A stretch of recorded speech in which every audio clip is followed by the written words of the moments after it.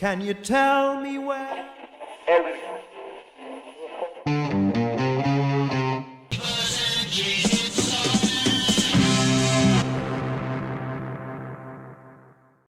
Olá, eu sou Kelvin Araújo, estamos aqui em mais um vídeo do nosso canal. Antes de eu começar a falar do que se trata o vídeo de hoje especificamente, como eu faço todo o vídeo, peço para que vocês se inscrevam no nosso canal. Eu tenho que seguir o mesmo protocolo de sempre, acreditem, é importante. Peço para que vocês se inscrevam no nosso canal, ativem o sininho para as notificações, se inscrevam no canal caso vocês não sejam inscritos. E independentemente se vocês forem inscritos ou não, deixem sempre, assim que vocês abrirem esse vídeo, seja você um visitante aqui pela primeira vez ou uma pessoa que já assiste, já acompanha o nosso conteúdo, que vocês deixem o like assim quando vocês veem esse vídeo. Esse vídeo é uma continuação, nós vamos continuar a série de vídeos do quadro Lado Z, que eu já tinha falado alguns vídeos atrás que permearia grande parte desse ano aqui no nosso canal. Já faz um tempo que eu não fazia vídeos para esse quadro e aqui eu tô voltando. E o disco de hoje vai continuar naquela leva dos lançamentos que estão completando aniversários redondos esse ano, majoritariamente. Sejam de 50, 40, 30 ou 20 anos, ou 10 anos, não sei. E o disco de hoje é mais um lançamento que está completando 50 anos esse ano. Um lançamento de uma banda, é o primeiro lançamento aqui da nossa série de uma banda fora do eixo da Inglaterra. Nós vamos falar de uma banda holandesa. Eu tô falando do Kayak. E o disco que a gente vai falar hoje é o álbum de estreia deles, o debut See the Sun, de 1973. Como a gente tradicionalmente já faz aqui nos vídeos da própria série do Lado Z, vou falar um pouco da história da banda antes da gente começar a falar um pouco da história da gravação, da história das faixas e da história, subsequentemente, do LP, do disco See the Sun. Pra gente falar um pouco da história do Kayak, a gente vai precisar voltar 6 anos antes, do ano de 1967, para a rotina de dois jovens que viviam na cidade de Hilversum, na Holanda. Eu tô falando de Tom Scherpenzeel e Pim Koopman. Eles dois, que já eram amigos de vizinhança desde algum tempo antes, eram jovens rapazes ali de 15 e 14 anos, respectivamente. Os dois estavam descobrindo o que era rock ali num lugar, num país, numa cidade onde o rock ainda estava chegando para as grandes massas. Vale lembrar que a Holanda não estava entre um dos... Era parte da Europa, mas não era um dos grandes centros de consumo artístico naquela época. E o Tom e o Pim, já nesse primeiro ano, começaram a se interessar pelo rock, principalmente por gravações de bandas da década de 60 que estavam começando a efervescer na cena em outros países, principalmente na Inglaterra, como os Beatles, The Animals, Cream e por aí vai. E os dois jovens já no final daquele mesmo ano de 1967 decidiram formar uma banda. Os dois começaram já a comprar instrumentos musicais com dinheiros de mesadas. Eles eram muito jovens, ainda não trabalhavam profissionalmente. E o Tom decidiu virar baixista, enquanto o Pim Koopman decidiu virar baterista. Eles depois fizeram audições com outros guitarristas, contrataram um, e assim foi formada a primeira banda de juventude deles, o The Balderdash. A banda começou a fazer shows ali no interior da Holanda já no ano seguinte, 1968. Inicialmente eles eram uma banda de clube, mas não tardou para que os dois amigos, tanto o Tom quanto o Pim, percebessem que eles queriam viver de música, mais precisamente de rock. E já nos anos seguintes, conforme a quantidade de shows foi crescendo, concomitantemente a atividade deles acadêmica, os dois foram gradativamente nutrindo o amor maior ainda pela música e principalmente pela composição. Já no início de 1970, eles já decididos de que viveriam de músicas e perto de alcançar a maioridade, eles evoluíram esse projeto para uma outra banda, uma banda chamada Ten Ride Ticket, que inicialmente se chamaria High Tide Formation. O Ten Ride Ticket, já naquele mesmo ano de 1970, ainda na Holanda, teve mais um membro, além desse segundo guitarrista desse outro guitarrista que fazia parte do The Balderdash. Esse segundo guitarrista era Johan Slager, que mais tarde também se tornaria guitarrista do Kayak. Por isso que eu já estou falando um pouco da história. O Ten Ride Ticket gravou um single naquele ano, evoluiu mais ainda as pretensões comerciais em relação à antiga banda deles, que era o The Balderdash, mas a banda mesmo assim não engrenou de vez.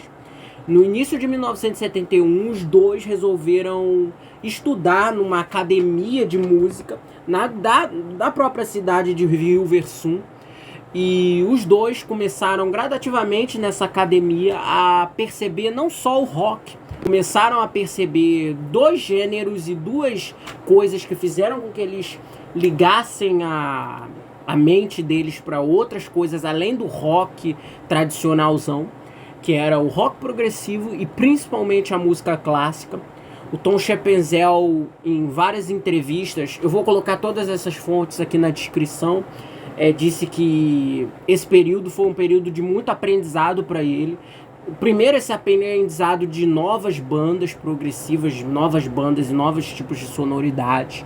Foi ali que ele conheceu, ele e o próprio Pim conheceram artistas como Yes, Genesis, Pink Floyd, Gentle Giant, Van der Graaf Generator e por aí vai. Algo que eles pouco tinham ouvido falar até então. Eles eram artistas, eles eram muito mais fãs de rock tradicional e tudo mais. E com esse trabalho das bandas, mais o background clássico que eles estavam tendo, os dois estavam ensaiando em projetos orquestrais quando eles entraram na academia.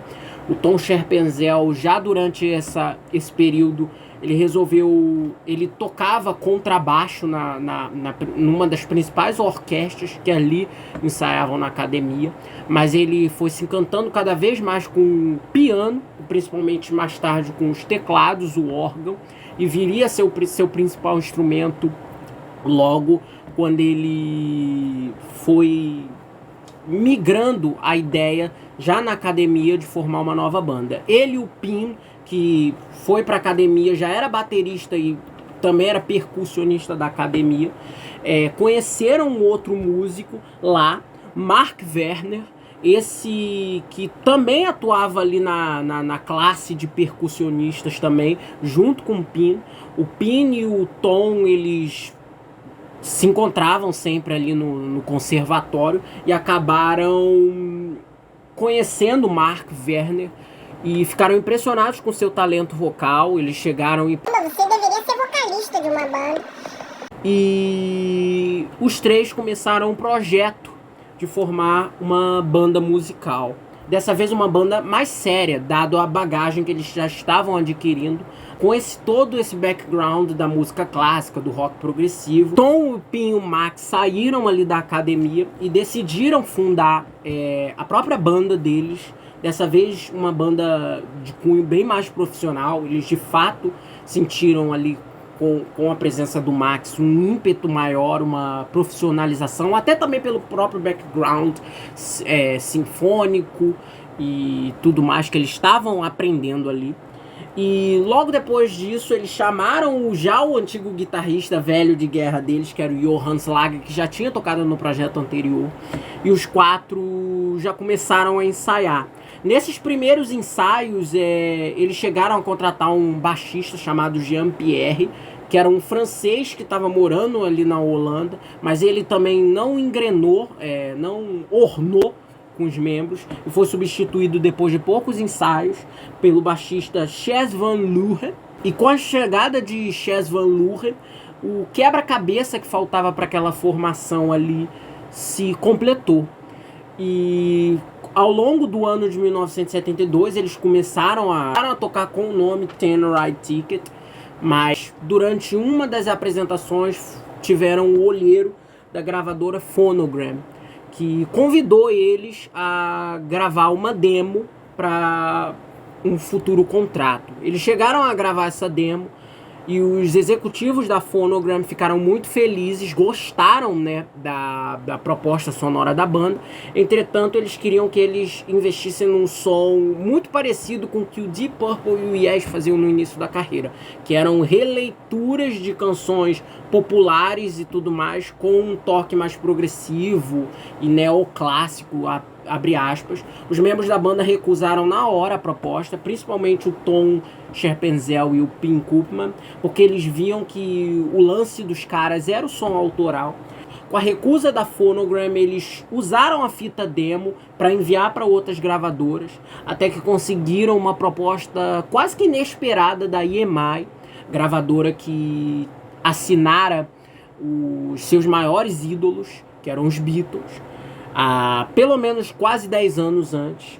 E com esse contrato eles conseguiram fechar com uma pequena subsidiária da filial da EMI lá na Holanda e iniciaram as gravações do seu disco de estreia. Já nas gravações desse disco, a banda enfrentou alguns percalços. O primeiro deles foi a inexperiência dos integrantes no estúdio. Vale lembrar que toda a banda era muito jovem. Os membros, a idade média entre os membros era de 18 a 20 anos, quando eles começaram a gravar o primeiro disco deles, o próprio CC The Sun. E os membros da banda demoraram muito tempo para compor, para terminar as músicas. Eles tinham músicas já escritas, mas muitas das músicas eles perceberam que não cabiam na proposta de um disco, então teve que muita coisa ser refeita. A banda estava muito nervosa no estúdio, eram jovens, eram garotos muito inexperientes naquela coisa. Vale lembrar que a única experiência profissional que alguns dos membros da banda tinham tido até então era a gravação de um single em 1970. E isso fez com que o processo de gravação do disco, desse álbum que a gente vai falar, fosse muito mais demorado. Outro fator que também ajudou com que o disco demorasse para ser feito e tudo mais foi a situação da banda com o produtor da gravação. O disco foi produzido pelo Gerrit Jan Lenners, que era produtor também ali holandês, mas ele era um produtor absolutamente contratado da gravadora. Ele sequer conhecia o som da banda, não sabia quais eram as referências sonoras, e até o momento que ele começou a identificar qual era a verve sonora, qual era a proposta sonora e qual era o tipo de som que os membros queriam fazer, demorou um certo tempo no estúdio. Os membros também não conheciam, ele era um contratado da gravadora, e a gravadora falou: vocês vão gravar com esse cara aí, senão não tem nada feito. E eles tiveram que aceitar. Outro fator que também contribuiu para isso foi a indecisão sobre qual seria o nome da banda. A banda já tinha se apresentado com o nome de Ten Ride Ticket, mas esse nome era considerado um nome muito pouco legítimo, muito pouco autêntico, que chamasse a atenção para ser o nome definitivo da banda. E os membros da banda tiveram várias escolhas de nome e tudo mais. E um dos nomes que eles tinham numa lista, que eles inclusive apresentaram para o Gerrit, que era o produtor, era o nome Kayak. E esse nome acabou sendo colocado numa das fitas, quase que por acidente. O próprio Gerrit colocou o nome Kayak porque a banda não conseguia se decidir ainda qual era o nome. Ele colocou o nome nas fitas que eles iam produzindo aos poucos ali, para diferenciar das outras fitas de gravação do estúdio. E assim ficou o nome. Eles acharam o nome inicialmente bem bacana, um nome que fosse interessante. O motor que também contribuiu para a escolha do nome teria sido a espécie de ser um nome palíndromo. Eu acho que é assim que se fala. Se não for, eu vou colocar aqui o nome, em que os nomes de trás para frente, os nomes lidos da maneira correta, formam o mesmo nome, como por exemplo o nome da banda ABBA. Para remediar um pouco desse problema do atraso nas gravações, a banda e o próprio Gerrit sugeriram, em comum acordo ali em reuniões de estúdio, que os membros da banda eles tentariam fazer a gravação de uma maneira diferente, de que eles tentariam ver as músicas que eram os potenciais singles, músicas mais simples em termos de estrutura, e gravá-las primeiro. Isso foi feito por dois motivos. Essa decisão foi feita por dois motivos. O primeiro deles foi que a gravação estava se arrastando muito, alguns dos arranjos eram muito complexos e a banda estava tendo, por algum motivo, muita dificuldade de escrevê-los, transpor em estúdio e gravar mesmo. Até por questões de nervosismo, falta de experiência em estúdio, e por outras questões também de arranjos incompletos de músicas que já são naturalmente complexas e tudo mais. E um segundo fator, que os executivos da EMI queriam um single duplo para ser lançado como compacto promocional antes do lançamento do disco. E essa estratégia ela foi definida pelo Gerrit como uma tentativa de um toma lá da cá, uma espécie de, olha, vamos começar a gravar as músicas mais simples, as potenciais músicas a serem, abre aspas, singles primeiro, para que vocês já vão criando uma intimidade com o ambiente de estúdio, com o processo de feitura do disco, ao mesmo tempo que a gente já tem essas músicas prontas e a gente já manda para a gravadora, para eles irem já preparando o terreno para a promoção do disco de vocês. A estratégia acabou, de certa forma, dando muito certo, porque as duas primeiras músicas a serem gravadas foram Mammoth e a faixa Lyrics. Essas duas músicas foram lançadas como singles e entraram no top 20 da parada holandesa, fazendo com que o disco, quando ele já chegasse às lojas, já chegasse, de certa forma, muito aguardado. Então, e também o próprio processo de gravação das músicas permitiu com que eles também fossem se habituando com o ambiente de estúdio. O disco, ele teve um processo de gravação bem atípico mesmo, como eu tinha falado. As sessões se iniciaram em outubro de 72 e dentro desse primeiro mês assim, de sessões, a banda gravou essas duas músicas já citadas primeiro. Outras duas foram desenvolvidas que não foram terminadas assim de imediato. A banda passou os meses de novembro, de dezembro tentando terminar essas duas músicas. Chegou a terminar essas duas, mas ainda faltava material para outras músicas serem completadas e tudo mais. A banda também queria alguns overdubs de cordas e percussões em algumas músicas, e inclusive tem participação de integrantes de apoio nesse disco. Essas gravações, a Vera, aconteceram em dois moldes, digamos assim, duas partes. A primeira foi de outubro até novembro de 72 e a segunda de maio até junho de 73. Esses períodos que separam essas duas épocas de gravação foram os períodos em que eles iam desenvolvendo as demais faixas.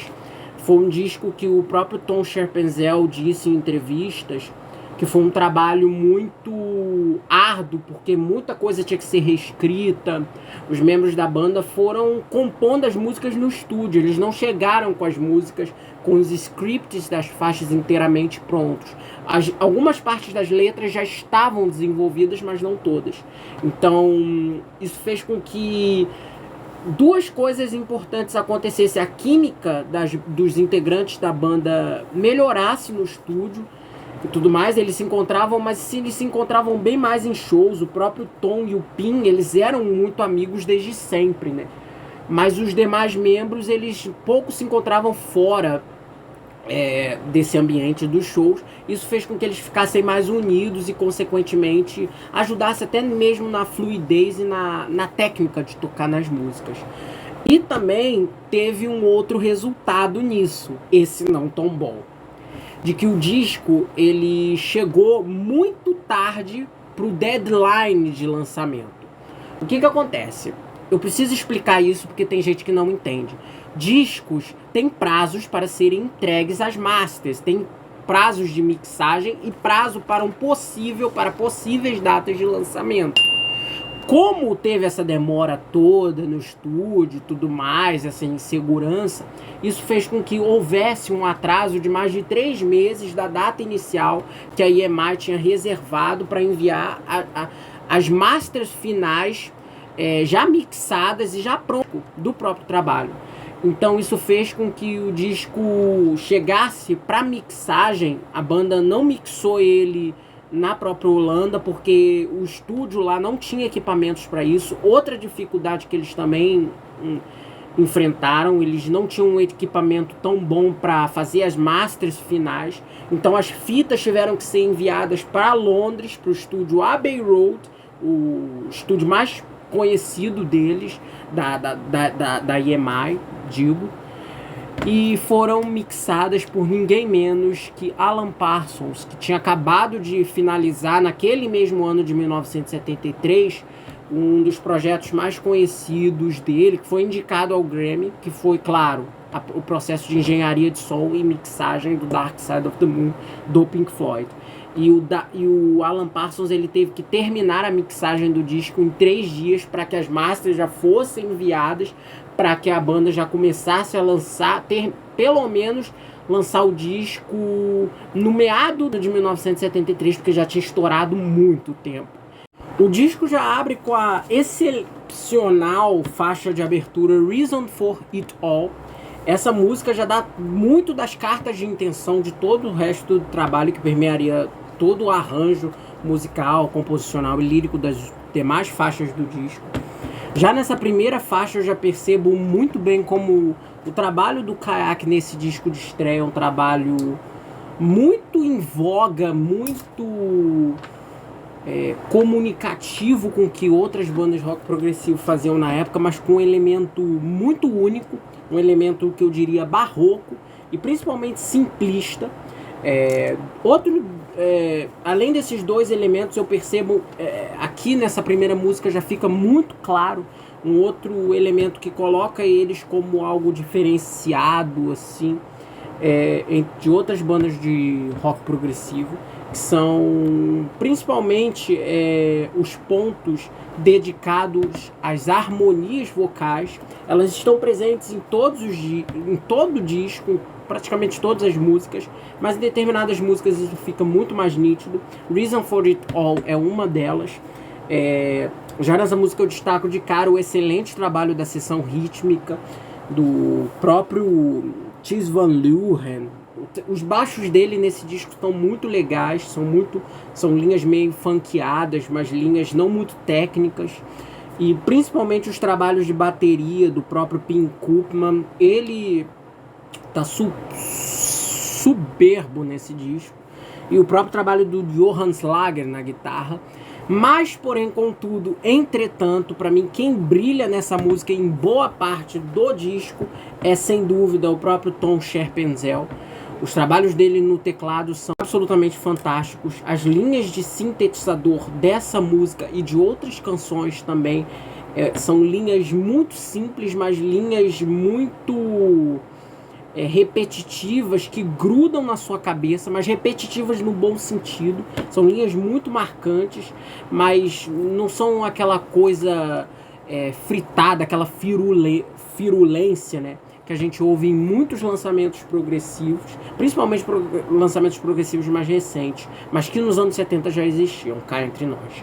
Mas, voltando, as linhas de teclado dele são absolutamente incríveis. O trabalho dele de Moog nessa música, fazendo as melodias de pano de fundo para as harmonias vocais da letra, que fala sobre a procura de uma pessoa em busca de uma solução para a relação que ela está vivendo. Pode ser uma relação profissional, uma relação pessoal, uma relação de amizade, uma relação amorosa. Isso não fica, isso pode ficar a cargo da interpretação do ouvinte. E essa música mexe muito bem nesse ponto. Eu diria que Anos mais tarde, o Andrew Latimer disse que muito do trabalho do Camel foi inspirado pelos primeiros discos do Kayak. Isso fica muito nítido nessa primeira música. E logo depois dessa abertura, que é uma abertura muito boa e etc., com excelentes doses rítmicas da banda, com teclados, eu destaco também muito a participação das pausas assim dos teclados, uma coisa bem semi-clássica com o peso do rock, né? Aquela coisa do rock, do clássico e tudo mais, sem soar uma coisa pedante, uma coisa hiper pretensiosa, uma coisa hiper cheesy, sabe, pro ouvinte. Depois dessa música vem a faixa Lyrics, essa que foi lançada como single. E já de cara eu já percebo porque que ela foi lançada como single, uma das músicas mais comerciais do trabalho. Isso não diminui em nada o mérito dela, muito pelo contrário. Acho ela uma peça de pop barroca, uma música bem mais simples em outras do que as demais do disco em termos de estrutura. Uma música guiada basicamente pelo piano e pelo trabalho rítmico da bateria e do baixo, mais os vocais excelentes do Max Werner, que estão muito bons nessa música. Ele tá bem no disco inteiro, mas nessa música eu acho que se destaca legal ele, principalmente com as harmonias vocais. E essa música ela tem uma parada muito única no próprio processo de feitura dela, que é uma letra de uma música que fala sobre escrever uma letra, que pode ser uma letra ou uma carta para alguém e tudo mais, e a música ela faz uma brincadeira com essa crônica de escrever, do escritor ao escrever uma carta endereçada para alguém, ou uma carta, ou uma letra para uma música e tudo mais. Isso também fica bem a cargo da interpretação do ouvinte. E essa música eu considero uma das melhores faixas do trabalho. Ela reúne um tipo de produção bem típico do Alan Parsons. Eu acho que nessa música o processo de gravação do disco foi um processo mais precário. Isso fica nítido na qualidade da gravação do disco. Mas eu percebo que alguns processos de mixagem e de overdubs em faixas, especialmente faixas de pop orquestrais, que o Alan Parsons viria a desenvolver para outros artistas, como Cockney Rebel, o próprio trabalho dele no Project e tudo mais, ficam bem, muito presentes aqui. E é uma daquelas músicas que a gente fecha os olhos e fala: isso aqui lembra muito Beatles, isso aqui tem uma vibe de um pop orquestral bem feito, bem executado, e de que o rock progressivo não é só aquela complexidade exacerbada e nababesca que as pessoas pensam. E essa música também tem, inclusive, um trio de cordas, duas violinistas e um celista, que eu vou ver aqui agora, porque eu peguei Jeannie Bush e Martin Koerman, violinos, e Ernest Heidziger, violoncelo. Depois disso vem a música Moodley Wood, essa, pra mim, uma das melhores músicas do disco, uma das músicas mais rock and roll do disco. Só que, claro, com aquele elemento barroco, aquelas linhas muito sofisticadas e muito bem dosadas de teclado do próprio Tom Scherpenzel.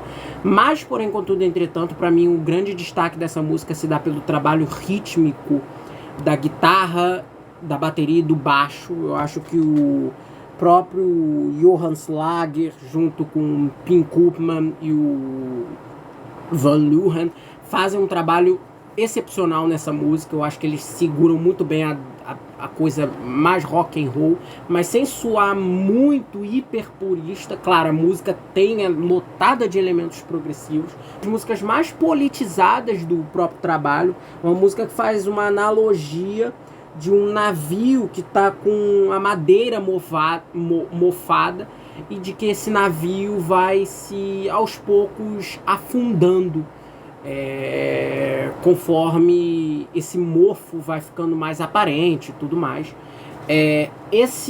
Essa analogia ela pode ser interpretada para várias coisas. Pode ser interpretada para fins de ciclo, ou para coisas do tipo e tudo mais, mas principalmente pelo toque que eu pude perceber em outras letras do próprio letras futuras do Kayak, em relatos do próprio Tom Scherpenzel. As letras foram inspiradas principalmente em manifestações políticas, do que na época estava se considerando muito do contexto da Guerra do Vietnã. Em 1973 estava uma coisa muito de politização, né? Estava perto de estourar o caso Watergate, lá do Richard Nixon e tudo mais, e de que essa música seria um chamado das pessoas, delas perceberem o que estava acontecendo no mundo, e de que elas não poderiam ficar inertes, ficarem sem fazer nada, vendo o país, ou a nação, ou o mundo, né?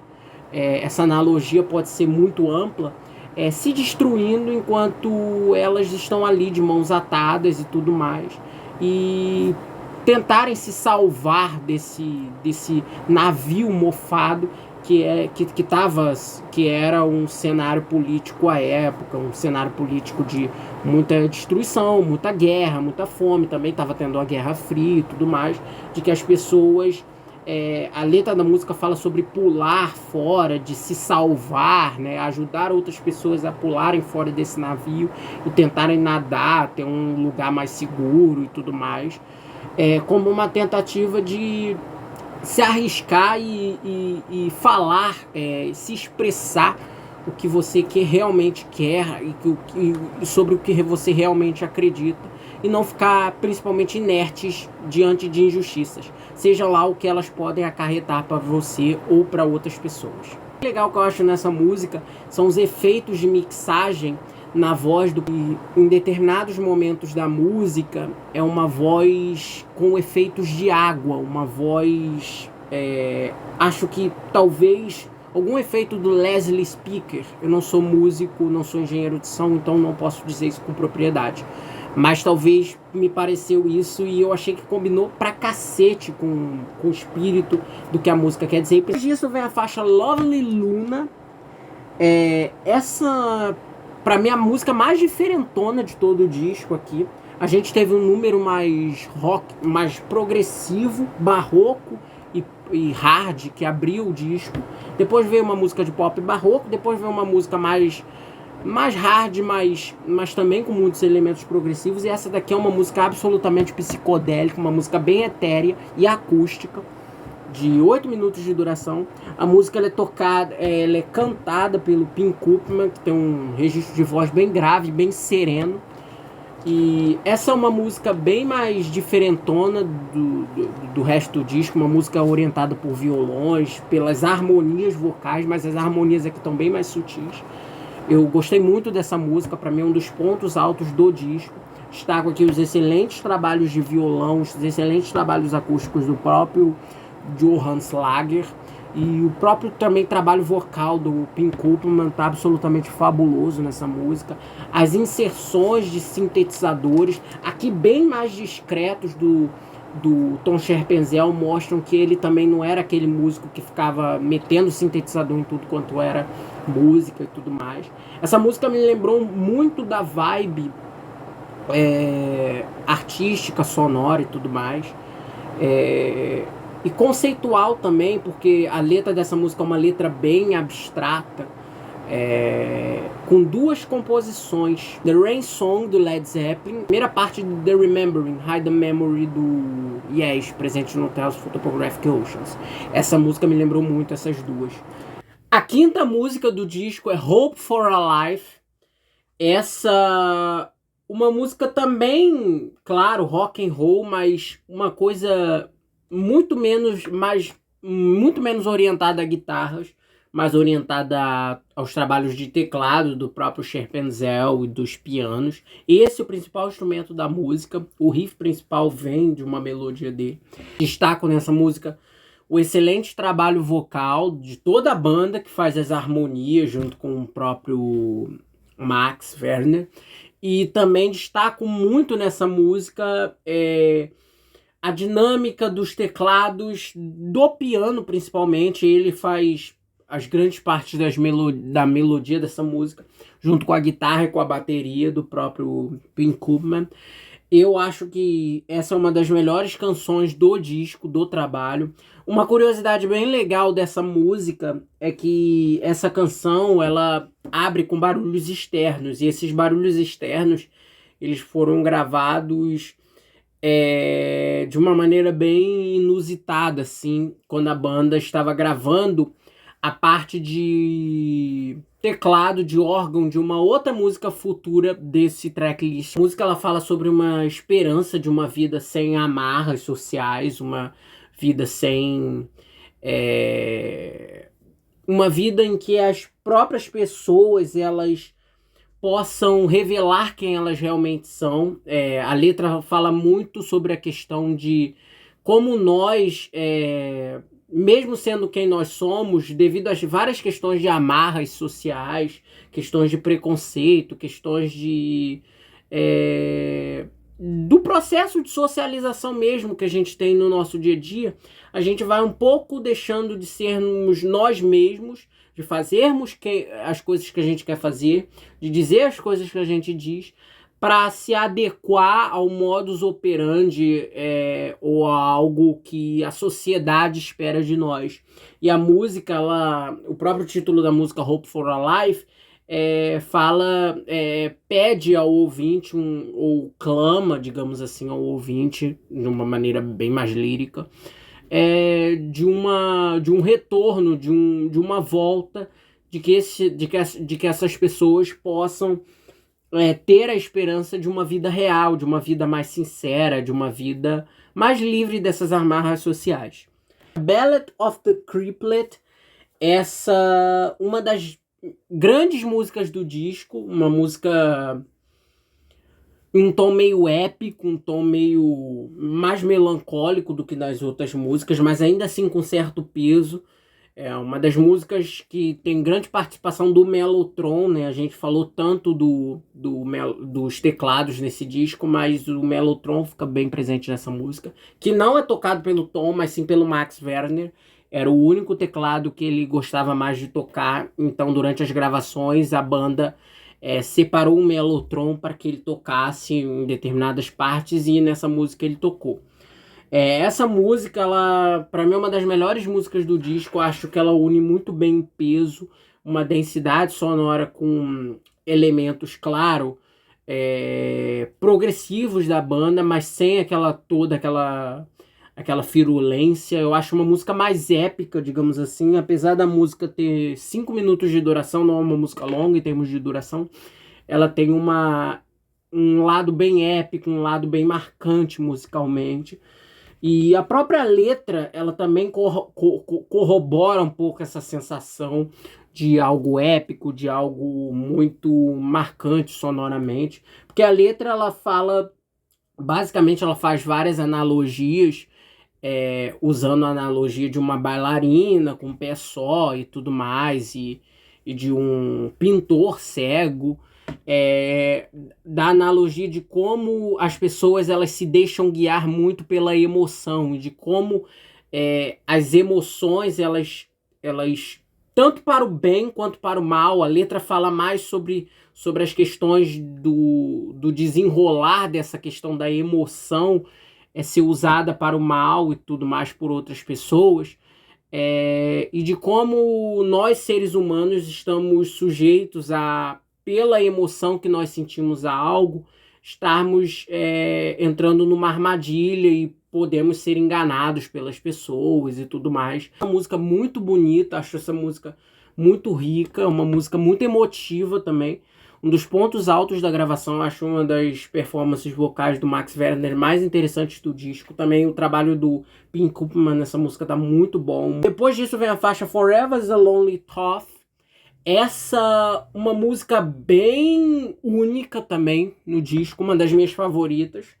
Ela começa bem mais lenta, mais barroca, muito parecida com uma mistura de Lovely Luna e um pouco da introdução de lyrics e tudo mais, mas sem aquele peso.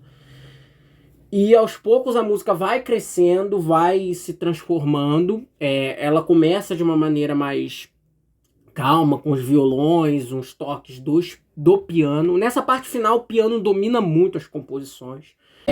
E aos poucos a música vai crescendo e tudo mais. Entra toda a banda com os trabalhos de guitarra, o trabalho rítmico. Von Luhan também tá muito bem nessa música no baixo.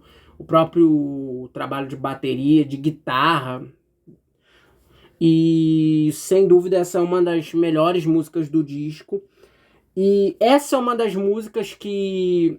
Essa junto com a própria música seguinte, que a gente vai falar, que foi single, foi uma das músicas escritas naquele período entre as gravações, entre as partes das gravações, em que os membros da banda estavam muito confusos sobre a passagem do tempo e tudo mais. No caso de Forever Is a Lonely Thought, a música ela foi, como o próprio título diz, é para sempre, é um pensamento muito solitário, né? E de que os membros da banda, durante aquele processo que eles estavam tendo no estúdio, eles foram sentindo que, ao mesmo tempo que eles iam desenvolvendo as músicas, eles estavam tendo dificuldades e eram algo que eles sentiram que estavam sendo algo muito arrastado, duradouro. Eles sentiam que eles iam ficar para sempre naquele estúdio e eles começaram a ter um sentimento de impotência, de solidão e tudo mais. Isso se refletiria tanto nessa quanto na letra da próxima música. Mas bem mais nessa, inclusive.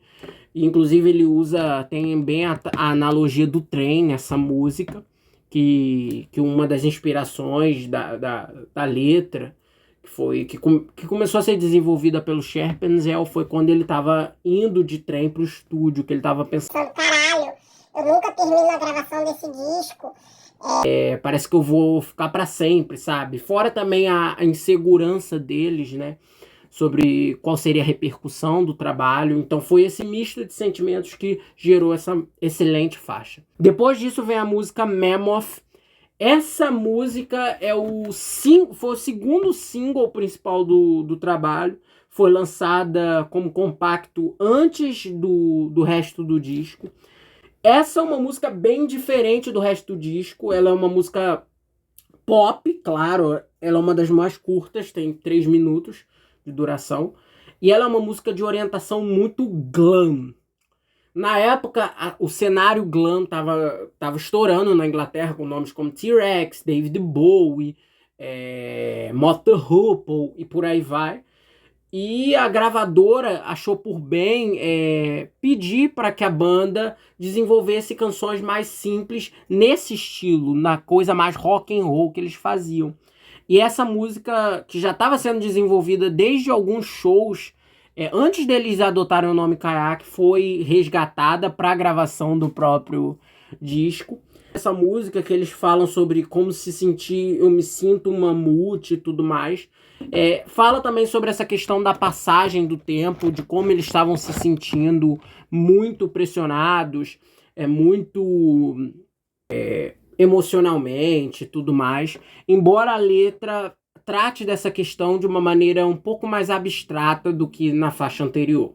Essa música tem uma história engraçada. Quando a banda foi gravá-la em estúdio, os integrantes da banda, eles queriam uma linha de órgão da música gravada, tocada num chamado street organ, que é uma espécie de um modelo de órgão portátil que fica entre rodas e tudo mais. É um órgão um pouco mais largo, mas é um órgão bem menor do que o órgão tradicional.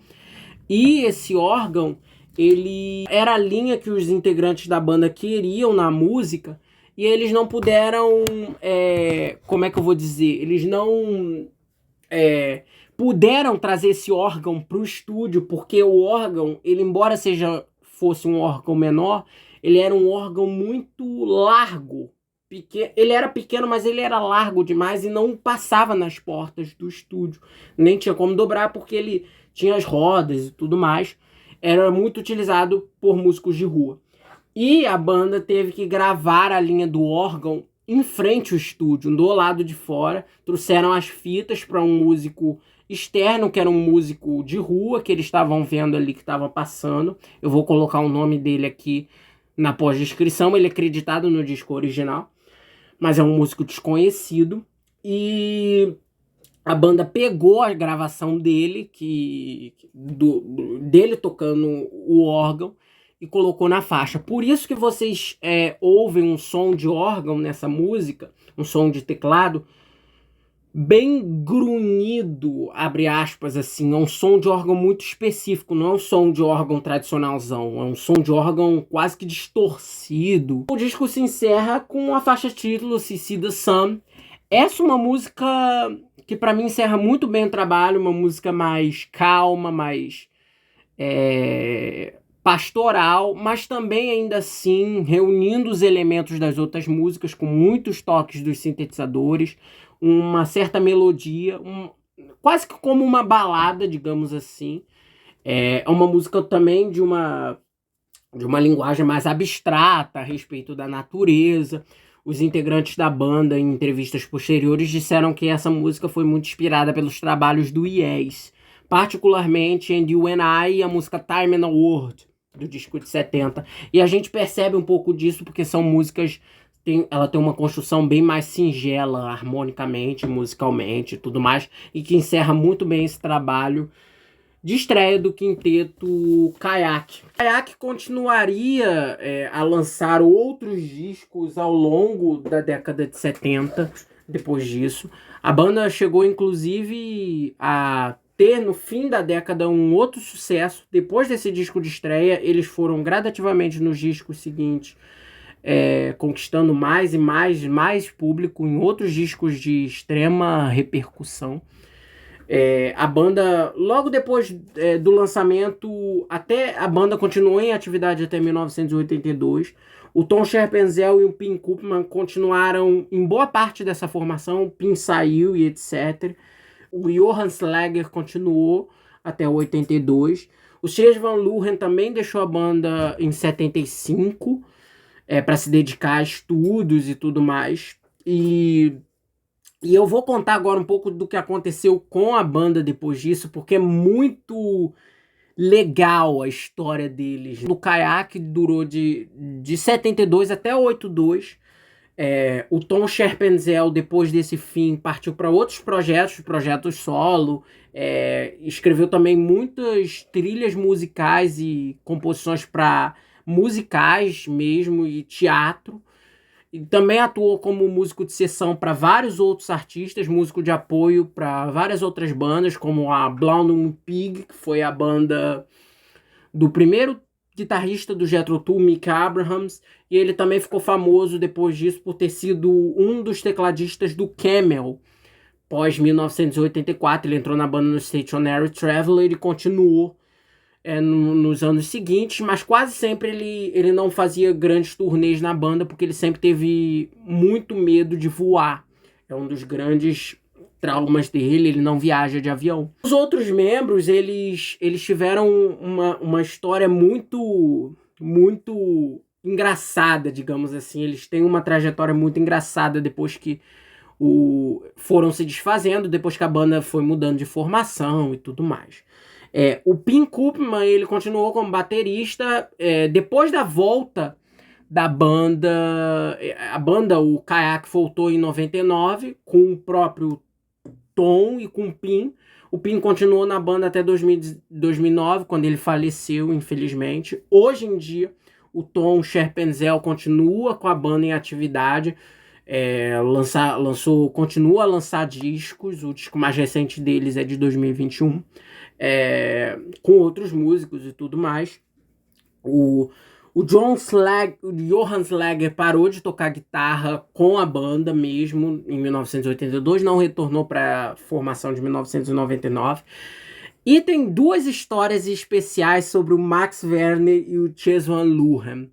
O Max Werner, ele continuou com a banda durante todo o período de 72 até 82, porém em 1978 ele fez uma coisa muito irônica, muito não ortodoxa. Ele era o vocalista e frontman da banda abre aspas, e ele parou de cantar e voltou a tocar bateria, que era um instrumento que ele estava começando a desenvolver lá em 1971, quando ele conheceu os outros caras lá na academia, que ele queria ser um percussionista e tudo mais, e ele virou vocalista quase que por acaso. E ele parou, largou o canto e passou a se dedicar à bateria. Porém, nos anos 80, logo no início dos anos 80, quando o Kayak começou a dar uma pausa financeira, ele passou por dificuldades financeiras e ele foi contratado por uma pequena gravadora lá mesmo na Holanda para lançar um disco solo de canto, que ele já era conhecido o trabalho dele no próprio Kayak, e eles falaram, pô, grava um disco com a gente, você é uma grande voz e etc. A banda era muito conhecida, né, na cena holandesa. E ele gravou o disco de uma maneira absolutamente descompromissada. Ele fez aquilo só por dinheiro mesmo, porque ele estava muito necessitado. E uma das músicas do disco se tornou um sucesso nacional, a música Rain May. E a música também veio a ser uma das músicas mais tocadas na Alemanha na década de 80. Eu descobri isso. E a música, inclusive, chegou a entrar na parada da Billboard norte-americana. Ficou entre uma das 70 músicas mais tocadas do ano de 1981.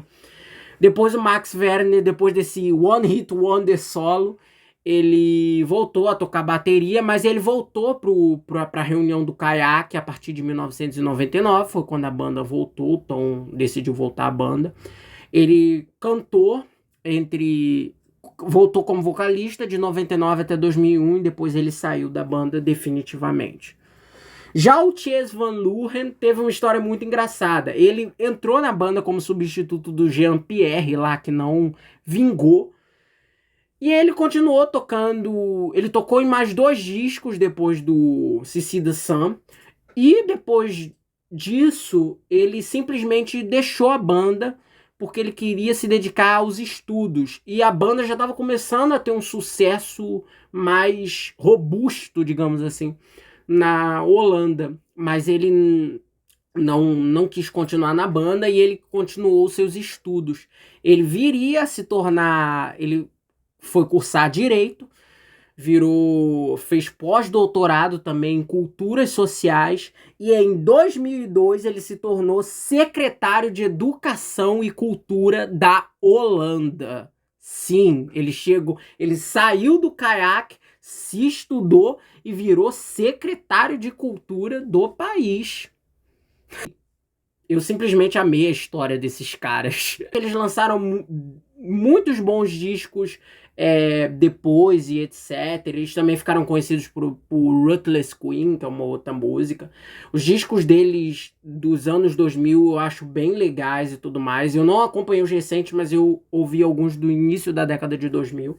Eu acho Nostradamus de 2005, que é um disco que eles lançaram na época, um dos melhores lançamentos de rock progressivo dos anos 2000. Fora os trabalhos deles da década de 70, que eu acho absolutamente fantásticos, o Encore, o homônimo deles de 74, que vem depois desse. E, sem dúvida, o Kayak tinha que estar aqui na nossa série. Só pela história dos caras, já é uma das anedotas mais interessantes da história do rock progressivo, e eles não podiam ficar de fora aqui da nossa lista do lado Z. Enfim, eu espero que vocês tenham gostado da história de CC The Sun, um disco que está completando 50 anos esse ano, um disco que mostra o som art rock, barroco, meio glam, mas também progressivo, purista, do Kayak, uma banda holandesa. Digam nos comentários o que vocês acham, se vocês conhecem esse disco, se vocês não conhecem. Recomendo que vocês ouçam o trabalho, é um trabalho absolutamente riquíssimo. Ele sofre de qualidade de gravação, mas nada com que faça com que seja um grande problema. Mas enfim, eu espero que vocês tenham gostado desse vídeo. Até o próximo vídeo. Tchau, tchau.